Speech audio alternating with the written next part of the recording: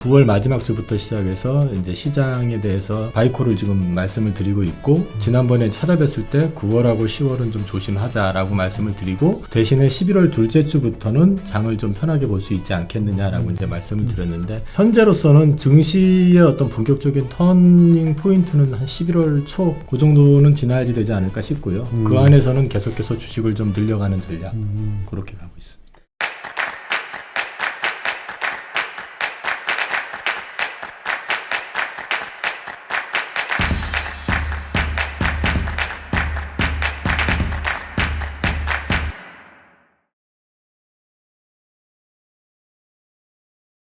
안녕하십니까. 두 배 지난 경제TV의 배진환입니다. 지금 최근에 좀 반등은 좋지만 어디로 갈지 안개 속에 갇혀진 시장인데요. 국내 증시 솟아날 구멍은 없는지 전략을 세워보기 위해 하이투자증권 이영훈 부장님 모셨습니다. 반갑습니다. 안녕하십니까. 네.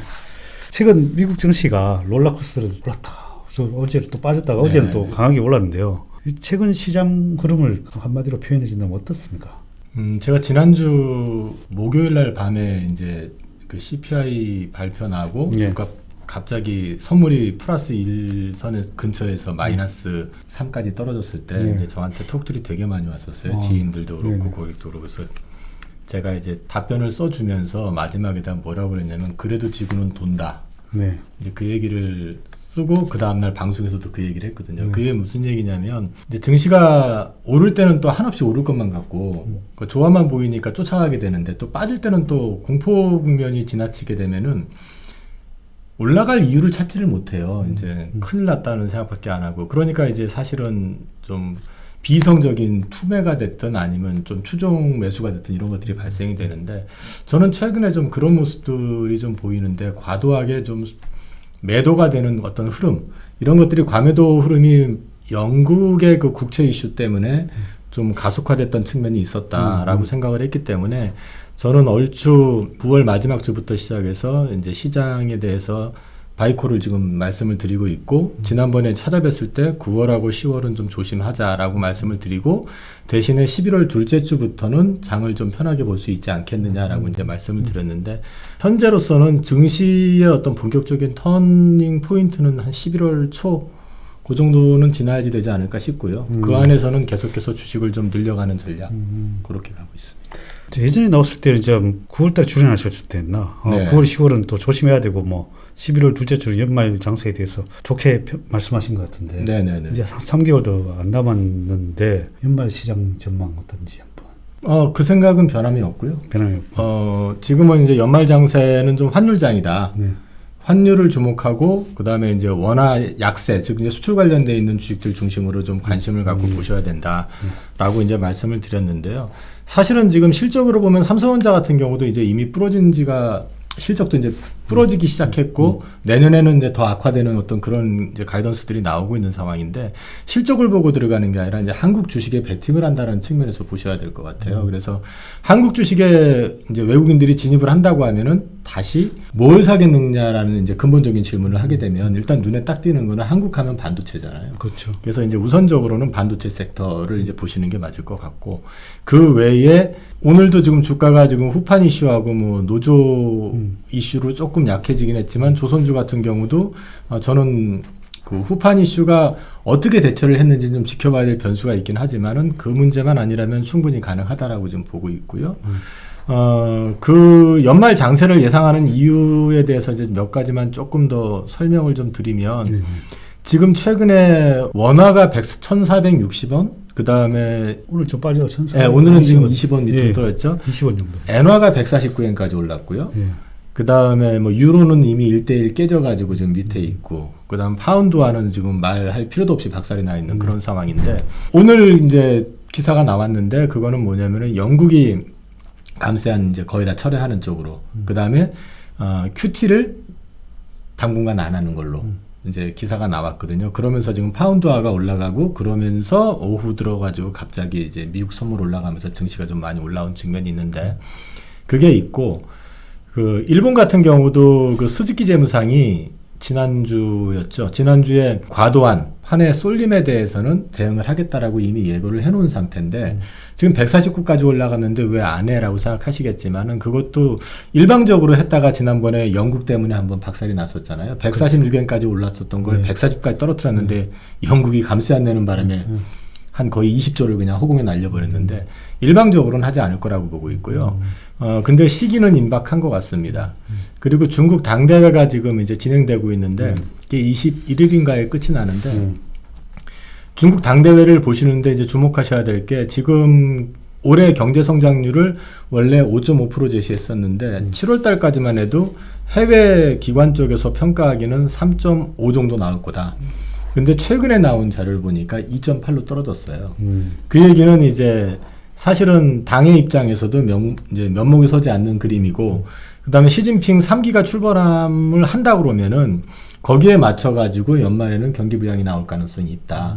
그리고 이제 리오프닝을 해주면은 그게 굉장히 센 이슈가 될 것 같은데 바로 할지는 모르겠어요. 왜냐하면 지금 내년 3월에 전인대까지 가야 된다는 의견들도 있고 또 코로나 또 이제 다시 확산 얘기도 좀 있고 하기 때문에 중국이 어떻게 할지는 모르겠지만 살짝의 변화의 조짐은 보이는 게 동방항공이 이제 그 국제 노선에 대해서 이제 다시 오픈을 하기 시작하려는 그런 모습을 보이는 것들을 감안해서 봤을 때는 최소한 이전과 같이 일방적인 봉쇄는 하지 않을 것 같다. 그렇게 보면은 그 시기로 보면은 이제 환율 그 달러 강세가 단기적으로는 궁극적인 게 아니라 단기적이라고 말씀을 드렸습니다. 단기적으로는 피크 아웃 될 가능성이 임박한 것 같다라는 생각이 들고요. 그걸 근거하고 그다음에 또 한 가지가 이제 CPI 같은 경우는 큰 의미가 없다라고 이제 제가 계속 말씀을 드렸었고요. 주목해서 보셔야 되는 거는 이제 11월에 발표되는 10월, 12월에 발표되는 11월 CPI입니다. 이게 이제 어떤 의미가 있냐면은 우선은 기저효과가 있고요. 작년 동기를 비교해 봤을 때 그때 이미 10월부터 인플레의 어떤 징후가 굉장히 세게 나왔었고, 또 하나는 연초에 그 미국에서 CPI 지수 비중 조절을 좀 했었어요. 그 항목 조정을. 그래가지고 사실은 연초에 갑자기 급격하게 인플레가 올라갔던 그런 이유 중에 하나가 그 이유인데 그거 시뮬레이션을 해서 보면 10월부터 꺾이는 거로 나왔었거든요. 그랬기 때문에 그 가능성도 분명히 있다라고 보셔도 되고요. 이런 것들을 외에도 사실은 지금 신규 실업수당 같은 경우도 미세하게나마 지금 늘고 있는데 왜 실업률이 3.5밖에 안 되느냐.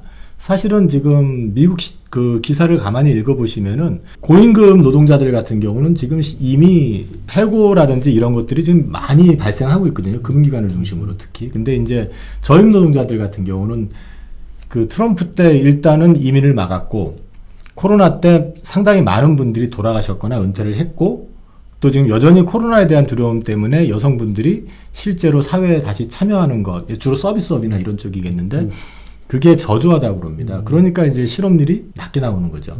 그렇지만은 그것도 기조적으로는 이미 꺾이는 모습이 보이고 있다.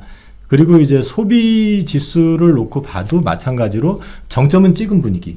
그런 게 지금 보이고 있기 때문에 연준이 이걸 모르는 상황은 아니라고 보고요. 다만 지금 기대 인플레를 꺾기 위해서 계속해서 강하게 푸시를 하고 있는 거지만은 일정 시점에서는 그 부분에 변화가 좀 있을 가능성도 있다.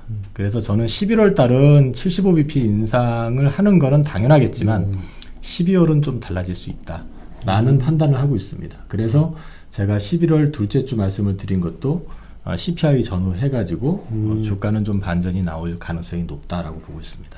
그럼 지수는 어느 정도 예측하시나요? 이게 이제 지수 때문에 저도 사실은 살짝 고민을 했는데요. 뭐 2,000까지 뭐 떨어질 수도 있다는 뭐 얘기도 있는데. 일단은 그거 2,000 밑으로 갈지 여부는 내년을 봐야 될 것 같고요. 네네. 저는 연준이 상당 기간 지금 현재의 어떤 스탠스를 유지하게 된다 그러면 미국은 그 경기 침체가 살짝 온다고 자기네들이 말은 하고 있지만 그건 미국 얘기고 그 여타 이머징 국가라든지 유로존 같은 경우는 사실 데미지 심하게 있는 데가 나타날 가능성이 높아 보이거든요. 그래서 그때 그 크러쉬가 세게 나오면 우리도 2,000 깨질 수도 있습니다. 근데 올해는 아닐 것 같고요. 우선 올해는 저는 하단은 이미 지난번에 2,160 뭐 그 정도 그걸 깼었죠. 근데 이제 제가 그 그 계산을 해봤던 거 기준으로 봤을 때는 맥시멈으로 봤을 때 2160이었는데 그 정도 선이면은 바닥 아니겠느냐라고 보고 있는 거고 네. 연말까지는 이제 상단을 놓고 보시면 저 그림에서 이제 딜레마가 있는데 여기까지를 봐야 될지 여기까지를 봐야 될지는 좀 고민을 해봐야 될 것 같아요. 그러면은 얼추 2400에서 500 레인지 근처에서 상단이 나오지 않겠느냐라고 생각을 지금 하고 있습니다. 그래도 다행이네. 어쨌든 바닥은 찍은 걸로 보여지네. 추세선상에서 그죠? 네네. 찍고 이제 2400까지 반등할 수 있는 여력은 남아 있네요. 최근에 그래도 외국인들이 한 10일째 샀어요. 네. 그 외국인들이 이제 돌아왔다고 봐야 될까요? 그게 이제 8월 셋째 주부터 시작을 해가지고 누적으로 보시면은요. 선진국 주식 시장에는 210억 달러 유출이 있었고요. 이머징 마켓에 27억 달러 유입이 있었는데 우리가 이머징이잖아요. 그렇죠. 18억 달러가 한국으로 들어왔습니다. 오. 우리한테 굉장히 많이 들어왔거든요. 네네. 근데 이걸 어떻게 해석을 해야 되느냐에 이제 좀 고민은 좀 있는데 저는 이게 이제 과도한 쏠림에 의해 가지고 우리 주가도 많이 빠졌고 특히 환이 이제 뭐 별별 얘기들이 나오면서 상당히 마지막에 약해졌었잖아요. 그렇죠. 이제 그런 것들 때문에 결국은 한국 원화에 좀 투자가 들어오는 거 아니냐. 개인적으로는 좀 그렇게 생각을 하고 있어요. 그 다음에 미국 이번에 또 뭐 중간 선거가 또 정치에 미치는 영향이 좀 있을 걸로 보이시는데, 네네. 미국 정치는 좀 어떻게 보십니까? 일단 미국 증시는 사실은 이제 이번 중간 선거 끝나고 나서 뭐 과거 데이터를 보면 중간 선거 끝나고 나서 주가가 뭐 1년 내에 빠질 가능성보다 오를 가능성이 많다 이런저런 얘기들이 많은데 미국 증시도 반등은 있을 것 같습니다. 반등은 있을 것 같은데 개인적으로는 뭐 올 연말 이후 내년 이렇게 본다 그러면은 미국 증시보다는 한국 증시가 상대적으로 유리할 거다라는 생각을 하고 있고요. 그다음에 이제 미국 증시를 아주 강하게 보지 않는 이유는 이제 금리에 올리는 어떤 상한선 내지는 이제 피봇 시점이라는 게 저는 내년 상반기에는 이제 그 상승을 멈출 거다. 금리 인상을 멈출 거라고 보고 있기 때문에 그 이후부터는 이게 달러가 강세 기조로 가는 것보다는 조금 눌릴 가능성이 있기 때문에 그쪽보다는 오히려 한국이 좀 상대적으로 나을 수 있다라는 측면에서 이제 말씀을 드리고 있고요. 미국 증시에 또 역시 마찬가지로 뭐 누가 됐든지 간에 반등은 하는데 예를 들어서 공화당이 된다고 하면 지금 현재 잘 나가고 있는 2차 전지나 그 업종에 그 추진 방향, 사업의 추진 방향에 문제가 있다라기보다는 조금 심리적으로 눌릴 가능성은 분명히 있다. 그게 이제 과거에 오바마 대통령 시절에 그린 에너지 그렇게 밀어붙였을 때 사실은 그걸 다시는 거스르지 못할 걸로 생각했는데 그게 트럼프 때 한 방에 다 뒤집어져 버렸잖아요. 그래서 올스톱이 돼 버렸고 그 바람에 중국한테 모든 그 기선을 다 이제 제압당한 상태잖아요, 지금. 그렇기 때문에 이제 그런 경험이 있기 때문에 약간 좀 거기서 조정이 나올 가능성은 있다. 만약에 지면은 대신에 공화당이 이겼을 경우에는 또 기대감으로 거꾸로 보면 이제 유가라든지 뭐 이런 쪽에 이제 그 석유 생산이라든지 이런 부분들을 좀 풀어줄 기대감 뭐 이런 것들 때문에 이제 오히려 원자재 쪽에서 조금 그 수급이 좀 풀어질 가능성도 조금 있어 보이고 예, 그런 차이 정도지 뭐 어떤 기조가 변하거나 그러지는 않을 것 같습니다.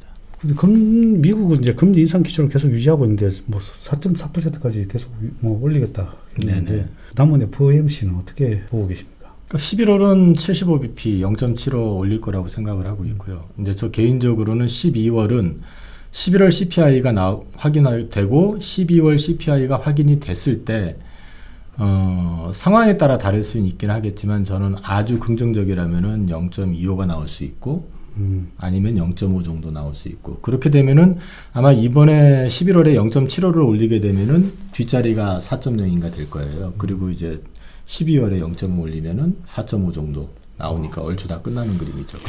그럼 이제 사실 내년에는 어떻게 보면은 크게 이제 올라갈 여력이 없잖아요. 금리로 봤을 때. 이제 금리는 더 많이 올라갈 것 같지는 않습니다. 그러니까 뭐 올라가더라도 뭐 만약 5%까지 뭐 올라간다는 얘기도 있긴 있는데 감당하기가 쉽지는 않을 것 같아요. 그러니까요. 네. 또 물가도 좀 잡히지 않을까요? 물가는 저는 이미 기술적으로는 잡혔는데 그게 이제 반영되는 게 예를 들어 가지고 지금 미국의 주택 구매 지수라든지 이런 건 이미 다 꺾였거든요. 네네. 근데 지금 CPI 구성 요소 중에 뭐 렌트비라든지 이런 건 안 꺾이거든요. 그러니까 안 꺾이는 게 뭐냐면 연 단위 내지는 2년 단위 계약을 해놨기 네네. 때문에 그게 반영이 안 되고 있는 것뿐이에요. 집값이 빠지는데 렌트비 빠지는 건 당연한 거거든요, 사실은. 그리고 또 저기 뭐 유가 이런 거 말이 많긴 하지만 어쨌든 유가도 지금 크게 못 올라가고 지금 80달러대에서 잡혀 있는 상황이고 그 외에 특히 그 마나임 중고차 지수 같은 경우는 반토막이 났거든요. 근데 그게 지금 이쪽에선 중고차 가격 실제 반영되는 거에서는 거의 반영이 아직 좀 덜 돼 있어요. 그러니까 전체 기조는 지금 꺾였는데 그 속도가 완만한 거는 항상 이게 CPI가 주로 후행 지표들이거든요. 먼저 경기를 반영해서 움직이는 게 아니라 말씀드린 것처럼 뒤에 반영이 되거든요. 한 3개월에서 6개월.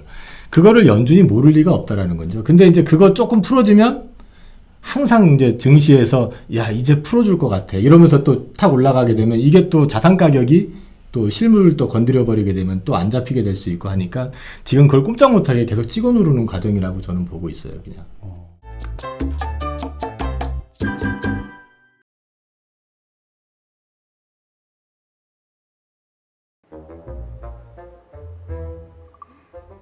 또 물렸어? 난 전생에 불나방이었나 봐. 빨간 물만 쫓다가 또 물렸어. 야, 너 개미면 개미답게 노력을 해야지. 그렇게 운만발해가지고 슈퍼개미 될 수 있겠어?